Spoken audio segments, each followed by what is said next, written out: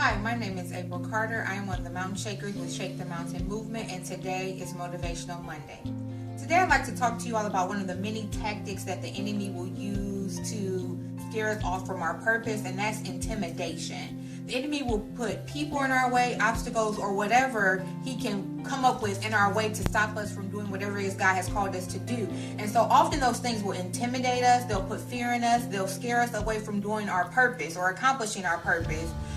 I recently saw the movie Cinderella, the new remake, and one of the lines in that movie that stood out was when the mom told Cinderella, "I want you to always have courage and to be kind." And that's something that really stuck with me, and I think that's something that we should apply as Christians when we are faced with intimidation, to always be courageous, to always have courage, but to be kind. And that brings me to the story of Shadrach, Meshach, and Abednego. You can read about that story in Daniel 3, in the book of Daniel in chapter 3.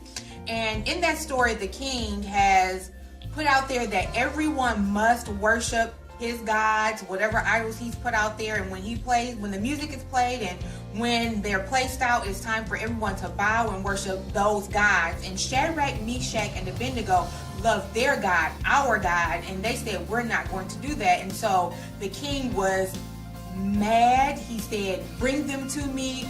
I will not stand for them. I will burn them. They will go into the fiery furnace." And Shadrach, Meshach, and Abednego said, "Okay, well, we're not going to do this." They were very kind. They were respectful. They had courage. They stuck to their guns. They said, "We worship our God and we will not worship your God."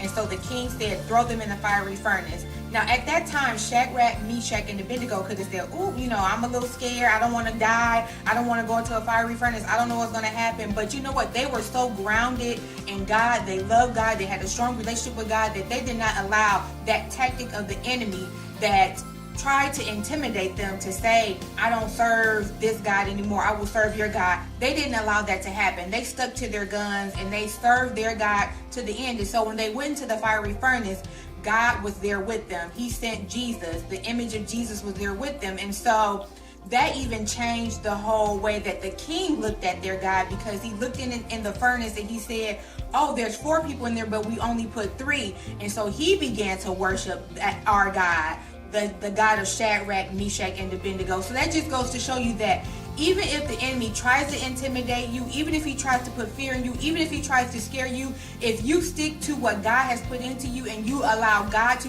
do the work, you just have that courage and you be kind and God will do the rest. He will deliver you. He will be there with you.